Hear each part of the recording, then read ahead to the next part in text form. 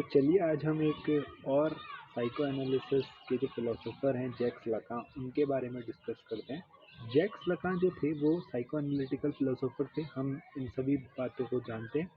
वो psycho analytical society जो थी, इंटरनेशनल साइको एनालिटिकल सोसाइटी, उससे निकाल दिए गए थे।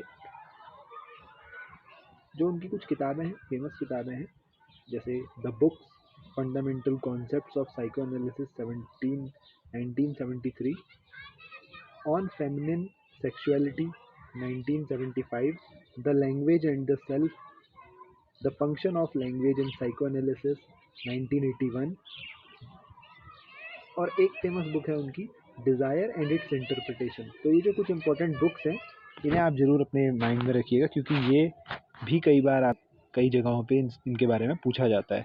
तो इनके द्वारा जो इम्पोर्टेंट दी गई थ्योरीज़ थी, उसमें सबसे पहली जो इम्पोर्टेंट थ्योरी आती है वो आती है जो इन्होंने दी थी रियल, सिम्बॉलिक और इमेजिनरी जो स्टेज होती है बच्चे के डेवलपमेंट में, उसके बारे में। तो इसमें जो इनने फर्स्ट स्टेज बताई थी वो रियल स्टेज बताई थी, जिसको कि इन्होंने 6 मंथ्स तक बताया था, बर्थ से लेकर के 6 मंथ्स तक।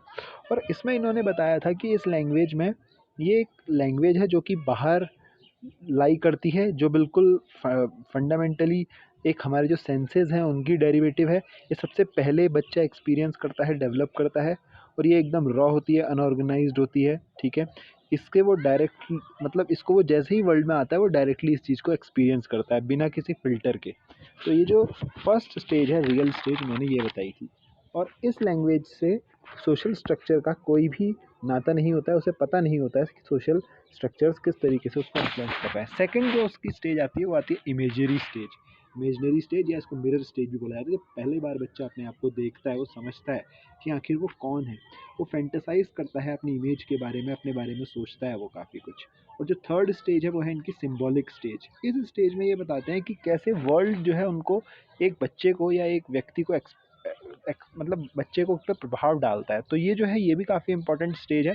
इस स्टेज में इन्होंने बताया कि कैसे एक बच्चे पे इम्पैक्ट पड़ता है पूरे वर्ल्ड में, लैंग्वेज का, साइन का, कल्चरल नॉर्म्स का, सोशल स्ट्रक्चर्स का, इन सब चीज़ों का।